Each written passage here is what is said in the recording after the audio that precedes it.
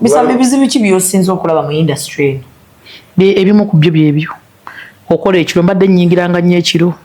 Sawa 7, 8, 9 n'ogera n'okola awantu. Oli navayo nako emitwalo era banne wali omubbi ali wano gundi. Ono MC wegundi wane Kasangati. Wane Kasangati. Waliwo MC waliwo gundi awo. Lux. Wane botuke Kasangati. Ne waliwo amafuta awo ekibalo ekyo kiri awo. Afro. Yani oyo. Afro Kasangati, Afro bichi Kasangati. Wali omuvubuka yandabe ne ku national nga kusabira mikisa. Kyokko omwana oyo yanzi. Ati yakubata. Kawulwe tukola emirundi 3 nga tuwe emitwalo 5.